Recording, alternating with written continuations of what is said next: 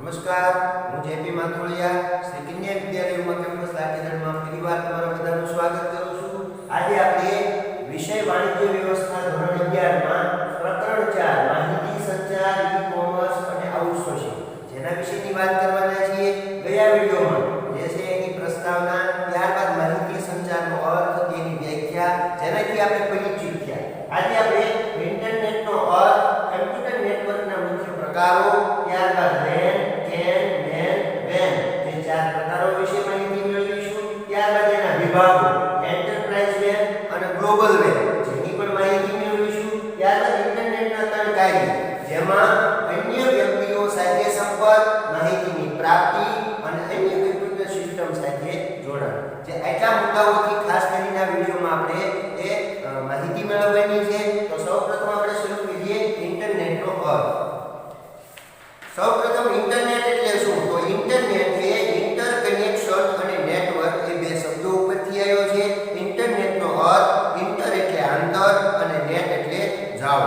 આમ ઇન્ટરનેટ એટલે આંતરજાળ. જો તમને એક માર્ક્સનો પ્રશ્ન પૂછાય ઇન્ટરનેટ એટલે શું, બરાબર? તો ઇન્ટરનેટ એટલે ઇન્ટર એટલે અહીંયા આપણે આંતર કીધું છે અને નેટ એટલે જાળ, એટલે કે આંતરજાળ.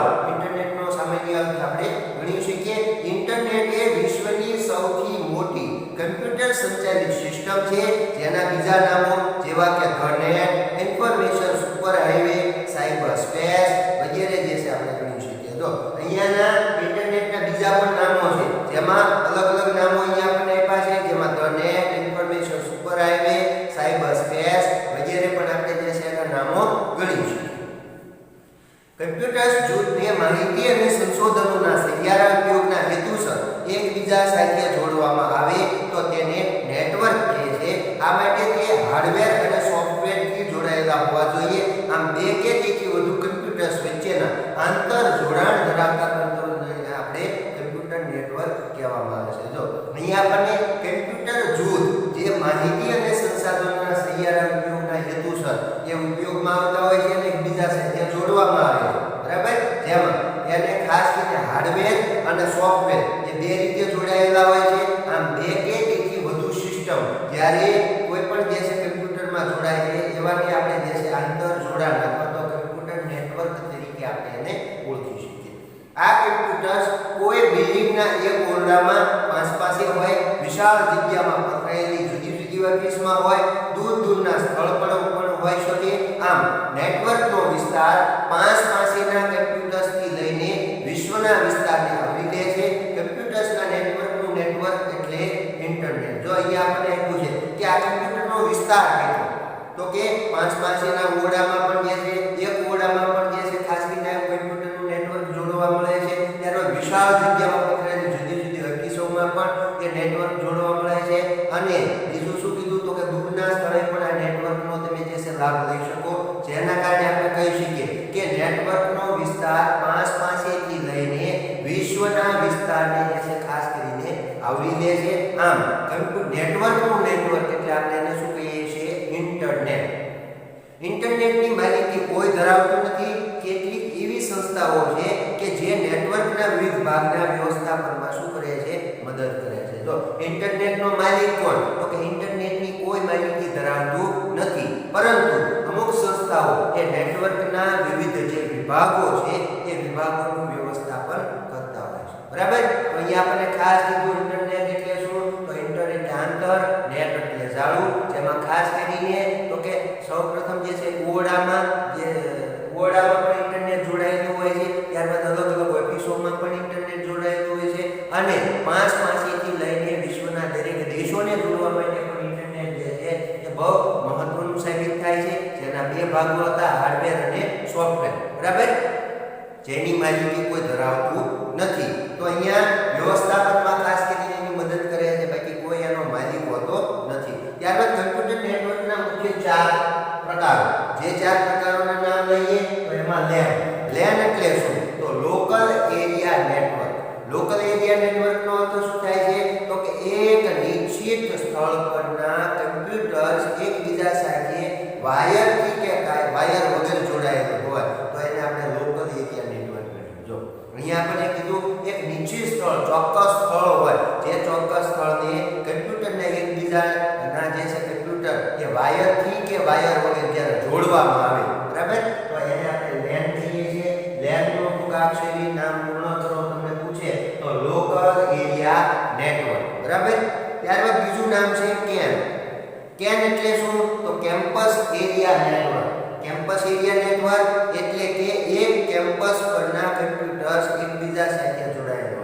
બરાબર. કેન એટલે શું? તો કે એક કેમ્પસ પરના બધા કમ્પ્યુટરો એકબીજા સાથે શું હોય છે? જોડાયેલા હોય છે. તો એને કેન કહેવાય છે. કેનનો અર્થ થાય છે કેમ્પસ એરિયા નેટવર્ક. ત્યારબાદ ત્રીજો મુદ્દો છે મેન. તો મેન એટલે શું? તો મેન એટલે metropolitan area network. Metropolitan area network એટલે કે એક શહેરના કમ્પ્યુટર્સ એકબીજા સાથે જોડાયેલા હોય. આખા શહેરને પોતે આંતરનેટથી જોડાયેલું ગણી શકાય. તો એને આપણે જે છે મેન તરીકે ઓળખી શકીએ. જેમાં એક શહેરને બધા કમ્પ્યુટરો સાથે એક સર્વરને જોડવામાં આવે છે, જેને આપણે મેન તરીકે ઓળખી શકીએ. Metropolitan area network. ત્યારબાદ વેન. વેન એટલે શું? તો વાઇડ એરિયા નેટવર્ક એટલે કે કોઈ ભૌતિક સીમા ન હોય તે રીતે વૈશ્વિક રીતે કમ્પ્યુટર્સ એકબીજા સાથે જોડાયેલ હોય. આમ જુદા જુદા પ્રકારના નેટવર્કને આપણે શું કહીએ છીએ? ઇન્ટરનેટ. જો વેન એટલે શું? તો વાઇડ એરિયા નેટવર્ક, જેની કોઈ સીમા હોતી નથી, જેની કોઈ સરહદ નથી હોતી. એટલે કે વિશ્વના કમ્પ્યુટરોનું એક કમ્પ્યુટરનું જાળું, એક કમ્પ્યુટર સાથે જોડાયેલા બધા કમ્પ્યુટર, વિશ્વના બધા કમ્પ્યુટરો એક નેટ સાથે જોડાય તો એને આપણે વેન તરીકે ઓળખીએ, જેનું નામ છે વાઇડ એરિયા નેટવર્ક. બરાબર. વાઇડ એરિયા નેટવર્કના બે ભાગ પાડવામાં આવે છે. વેનના બે ભાગ પડે છે. કયા કયા બે ભાગ પડે છે? તો અહીંયા મેં તમને નામ આપ્યું છે એન્ટરપ્રાઇઝ વેન અને ગ્લોબલ વેન. બરાબર. એન્ટરપ્રાઇઝ વેન અને ગ્લોબલ વેન. જેમાં એન્ટરપ્રાઇઝ વેન એટલે શું? તો એક જ મોટી સંસ્થાના વિશાળ રીતે પકડાયેલા કમ્પ્યુટર્સનું નેટવર્ક છે, જે વિવિધ સ્થળોના સ્થિર કમ્પ્યુટર્સના નેટવર્કનું નેટવર્ક છે, જે સંસ્થા માટે ઊભું કરવામાં આવેલું નેટવર્ક છે. આવા નેટવર્ક ઇન્ટ્રાનેટથી ઓળખાય છે. ઉદાહરણ તરીકે ભારતીય રેલવે સમગ્ર દેશમાં તેની કચેરીઓના કમ્પ્યુટર્સને આ રીતે શું કરે છે? જોડે છે.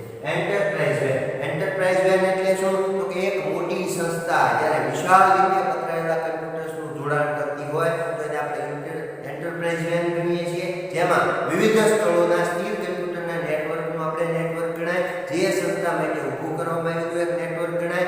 આવા નેટવર્કને ઇન્ટ્રાનેટથી પણ ઓળખવામાં આવે છે. જેમાં ભારતનું ઉદાહરણ લઈએ તો ભારતીય રેલવે જે સમગ્ર દેશની એ કચેરીઓ જે છે, ભારત દેશની સમગ્ર કચેરીઓ જેટલી છે એ કમ્પ્યુટરને એક કમ્પ્યુટર સાથે એ જે છે એ જોડે છે. તો એને આપણે એન્ટરપ્રાઇઝ વેન તરીકે ઓળખી શકીએ. ત્યારબાદ છે ગ્લોબલ વેન.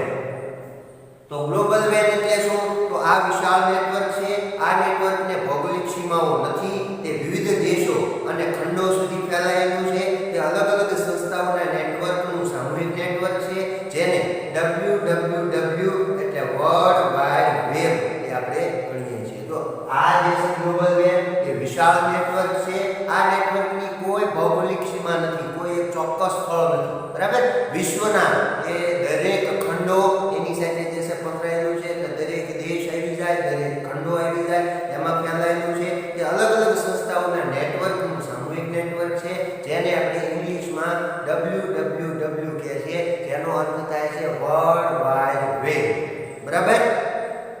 પ્રવર્તમાન સમયમાં ઇન્ટરનેટની સેવા આપનારી સંસ્થાઓએ ટેલિફોનની જરૂરિયાત દૂર કરીને પોતાની અલગ સંદેશાવ્યવહારની વ્યવસ્થા ઊભી કરી છે. અનેક જાણીતી સંસ્થાઓએ અનેક કમ્પ્યુટર્સને પરસ્પર જોડીને તેનું એક જાળું બનાવીને આ રીતે જોડાયેલા કમ્પ્યુટર સાથે માહિતીને આપલેમાં ઉપયોગી બને છે. આમ ઇન્ટરનેટ એટલે કોઈ એક મધ્યસ્થ સંસ્થા દ્વારા ટેલિફોનની મદદથી, કેબલના ઉપયોગથી કે મદદ વગર સંદેશા વ્યવહારના ઉપગ્રહની મદદથી સંદેશા વ્યવહાર માટે રચાયેલું કમ્પ્યુટર્સનું શું કહેવાય છે? જાળું. જો પ્રવર્તમાન સમયમાં, સાંપ્રત સમયમાં આપણે જોઈએ છીએ કે ઇન્ટરનેટનો એટલો બધો વધુ ઉપયોગ થઈ રહ્યો છે, જેમાં ઇન્ટરનેટની સેવા જે છે કાં તો ખાસ તો ટેલિફોનની જરૂરિયાત સાથે એટલે કે ટેલિફોન સાથે જોડાયેલી હોય અને કાં તો સંદેશા વ્યવહાર સાથે જોડાયેલી હોય. સંદેશા વ્યવહારમાં આપણે જે છે ખાસ કરીને ટેલિફોનનો પણ સમાવેશ થાય અને ખાસ કરીને એમાં જે છે આપણે કે ભાઈ ઉપગ્રહનો પણ સમાવેશ થતો હોય છે. તો અહીંયા કમ્પ્યુટર જ્યારે કોઈ સંસ્થા કમ્પ્યુટર પરસ્પર જોડીને જાળું બનાવે છે અને એ કમ્પ્યુટર એ જે છે એકબીજા સાથેની માહિતીની આપ-લે કરે.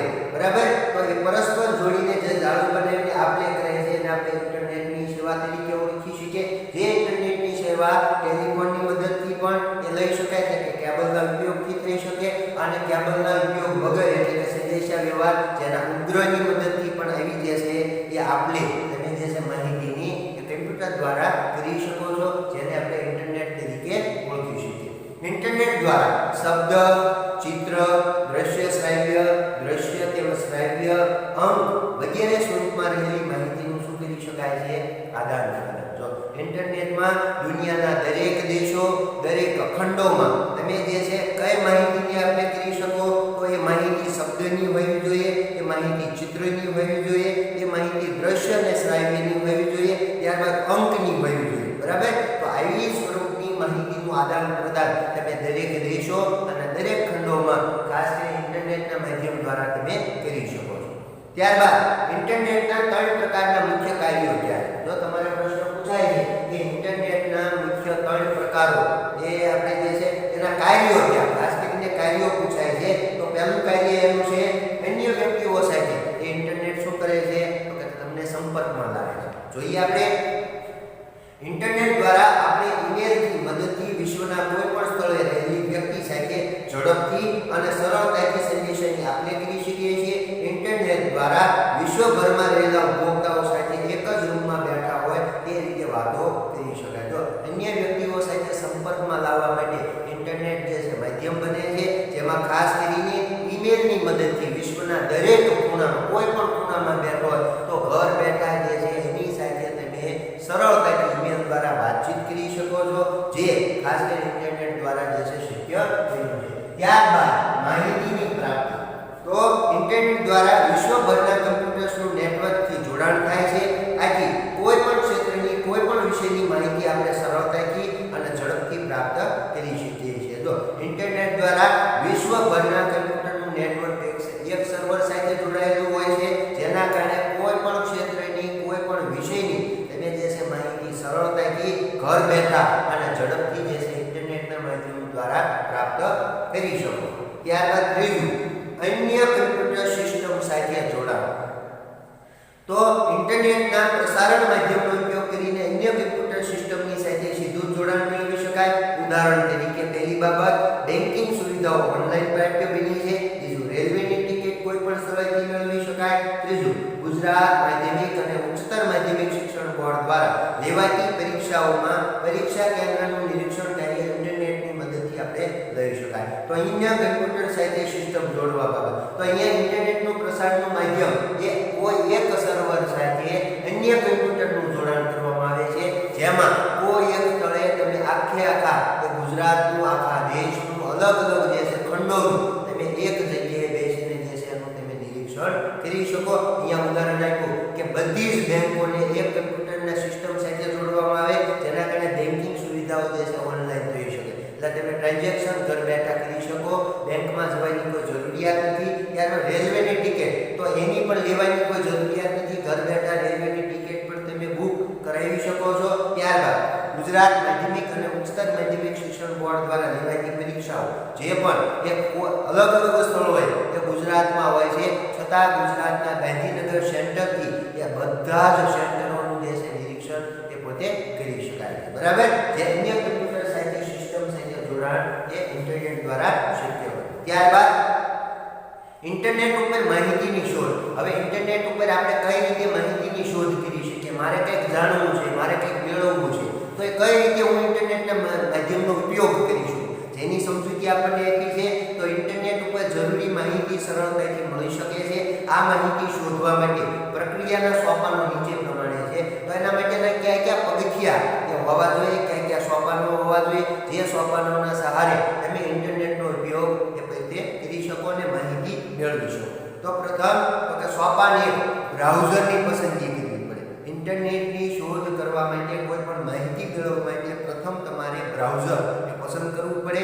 ઇન્ટરનેટ પર એન્ટર થયા પછી કોઈ પણ ઇન્ટરનેટ બ્રાઉઝર ખોલવું. દાખલા તરીકે ફાયરફોક્સ, જે તમારા કમ્પ્યુટરમાં ફાયરફોક્સ નામનું બ્રાઉઝર હશે, બરાબર? અથવા તો મોબાઈલમાં પણ હવે ઇન્ટરનેટ સાથે જોડાયેલા હોવાથી આ ફાયરફોક્સ જે છે એમાં પણ જોડાયેલું છે. જે આકૃતિ 4.1 માં તમને ઇન્ટરનેટ બ્રાઉઝર ફાયરફોક્સ હોમ પેજનું ખુલેલું દેખાય છે, જે તમે પુસ્તકના માધ્યમ દ્વારા અથવા તો કમ્પ્યુટરના માધ્યમ દ્વારા અથવા તો ટેલિફોન, ખાસ કરીને મોબાઈલના માધ્યમ દ્વારા તમે જે છે આવું બ્રાઉઝર ફાયરફોક્સ જે છે એ જોઈ શકો છો. 4.1.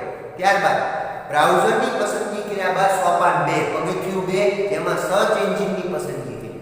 બરાબર.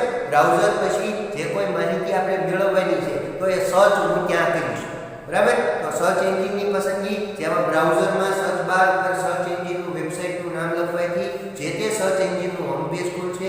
દાખલા તરીકે www.google.com ઇન લખવાથી આકૃતિ 4.2 માં દર્શાવ્યા મુજબ ગૂગલ સર્ચ એન્જિનનું ઇન્ડિયાનું હોમ પેજ ખુલે છે. તો અહીંયા તો કે ગૂગલ, જે ગૂગલ સર્ચ એન્જિન છે, જે તમે કોઈ પણ માહિતી એ ગૂગલમાં નાખો તો તમને જે છે દુનિયાની બધી માહિતી આપે છે. અહીંયા જે ગૂગલનું જે સર્ચ બાર એન્જિન ખુલ્યું છે, જે ઇન્ડિયા ખુલ્યું છે, એટલે અહીંયા આપણને લખ્યું છે ગૂગલ સર્ચ એન્જિન ઇન્ડિયા, એટલે કે ઇન્ડિયાની કોઈ પણ માહિતી આમાં જે છે તમે નાખશો અને સર્ચ કરશો એટલે એ તમને મિનિટોમાં, બરાબર, એ તમને સરળતાથી અને ઝડપથી મળે છે. ત્યારબાદ ત્રીજું સોપાન, ત્રીજું સ્ટેપ કયું છે? તો જરૂરી માહિતી સર્ચ બારમાં શું કરવી? એન્ટર કરવી. આ સર્ચ એન્જિનના હોમ પેજના સર્ચ બારમાં જે વિષયની માહિતીની આવશ્યકતા હોય તે માહિતી સર્ચ ટેક્સ્ટ બોક્સમાં એન્ટર કરવી. દાખલા તરીકે લાયન વિશેની માહિતી લાયન ટાઈપ કરવું, તેમ કરવાથી આકૃતિ 4.3 મુજબ સ્ક્રીન દેખાય છે. તો અહીંયા તમારે કોઈ પણ માહિતી જે નાખવાની છે એનો ડેટા એ તમારે આ કમ્પ્યુટર ઇન્ટરનેટના સર્ચ બારમાં તમારે જે છે નાખવાનું છે. ત્યારબાદ એમાં જ્યારે ઇન્ટરનેટના સર્ચ બારમાં નાખશો ત્યારે માહિતીનું જે છે 4.3 નું જે છે ચિત્ર એ તમારા કમ્પ્યુટર માધ્યમ દ્વારા, તમારા મોબાઈલના માધ્યમ દ્વારા અથવા તો તમારા જે છે પુસ્તકના માધ્યમ દ્વારા તમે જોઈ શકો છો, જે આકૃતિ 4.3 માં દર્શાવ્યું છે, બરાબર. તો અહીંયા આપણે લાયન ટાઈપ કર્યું છે, તો લાયનનું આવી રીતનું જે છે ચિત્ર તમારા જે છે ઓલામાં બતાવશે. ત્યારબાદ ચોથું છે વેબસાઇટ પસંદ કરવી. હવે આકૃતિ 4.3 માં દર્શાવેલ પેજના સર્ચ બટન પર ક્લિક કરવાથી લાયન વિશે માહિતી દર્શાવતી વેબસાઇટની યાદી ખુલશે, જે આકૃતિ 4.4 માં દર્શાવેલ છે. જો ત્યારબાદ શું કરવાનું? તો કે ગૂગલ સર્ચ એન્જિનમાં તમે લાયન લખ્યું, લાયન ડેટા નાખ્યા પછી તરત બાજુમાં જે છે સર્ચ હશે, જે સર્ચને તમે જે છે દબાવશો એટલે આખી જેટલી કોઈ લાયનની વેબસાઇટો છે એ વેબસાઇટોની યાદી તમારી સામે આવી જશે, જેમાંથી તમારે કોઈ પણ વેબસાઇટનો પસંદ કરી શકો. જે 4.4 ની આકૃતિમાં તમે જે છે એ વેબસાઇટની યાદીઓ એ લાયનની તમે જોઈ શકો છો, જે તમે તમારા મોબાઈલ દ્વારા, કમ્પ્યુટર દ્વારા કે પુસ્તકના માધ્યમ દ્વારા તમે જોઈ શકો છો. ત્યારબાદ પાંચમું સોપાન, તો જરૂરી માહિતી પ્રાપ્ત થઈ. તો લાયન વિશેની વેબસાઇટની યાદીમાંથી યોગ્ય વેબસાઇટ પર ક્લિક કરવાથી જે તે વેબસાઇટ ખુલશે અને વેબસાઇટ ઉપર ઉપલબ્ધ રહેલી માહિતી શું થશે? જોવા મળશે. જો અહીંયા આપણે જેટલી કોઈ પણ વેબસાઇટ છે, વેબસાઇટમાંથી કોઈ પણ એક વેબસાઇટ પસંદ કરવાની છે અને એ વેબસાઇટ પસંદ કર્યા બાદ એમાંથી જે છે એ લાયનની માહિતી મેળવવાની છે, જેમાં એક માહિતી તમને કોઈ પણ મળશે. જો લાયનની વિવિધ પ્રકારની ઇમેજીસ જોઈવી હોય તો સ્ક્રીન ઉપર ઇમેજીસ પર ક્લિક કરવાથી લાયનની વિવિધ ઇમેજીસ આકૃતિ 4.5 માં તમને જોવા મળશે. તો અહીંયા તમે જે છે પુસ્તકના માધ્યમ દ્વારા એ ખાસ કરીને લાયનની કેવી કેવી ચિત્રો જોવા મળે છે, જે પણ તમે પુસ્તકના માધ્યમ દ્વારા, મોબાઈલના માધ્યમ દ્વારા કે કમ્પ્યુટરના માધ્યમ દ્વારા જોઈ શકો છો. આ રીતે ઇન્ટરનેટ પર કોઈ પણ ક્ષેત્રની કોઈ પણ માહિતીની આવશ્યકતા હોય તો તે માહિતી ટેક્સ્ટ, ઇમેજીસ કે વિડિયો જેવા સ્વરૂપે વિવિધ વેબસાઇટમાંથી તમે શું કરી શકો છો? પ્રાપ્ત કરી શકો છો. ઇન્ટરનેટ તમને એ માહિતી ટેક્સ્ટ દ્વારા, ઇમેજીસ એટલે ચિત્ર દ્વારા અને વિડિયોના માધ્યમ દ્વારા જે છે એ તમને દુનિયાની કોઈ પણ માહિતી જે છે પહોંચાડવામાં મદદરૂપ કરે છે. અહીંયા ખાસ કરીને પ્રકરણ 4 માં આપણે ઇન્ટરનેટનો અર્થ, ત્યારબાદ કમ્પ્યુટર નેટવર્કના મુખ્ય 4 પ્રકારો, જેમાં LAN, CAN, MAN અને WAN, local area network, campus area network. ત્યારબાદ ત્રીજો મુદ્દો જે છે એ MAN. MAN એટલે મેનનું નામ જે છે અહીંયા આપણે આપેલું છે, જેમાં મેનોપોલિશન એરિયા નેટવર્ક અને WAN એટલે વાઇડ એરિયા નેટવર્ક, બરાબર. ત્યારબાદ એન્ટરપ્રાઇઝ WAN અને ગ્લોબલ WAN.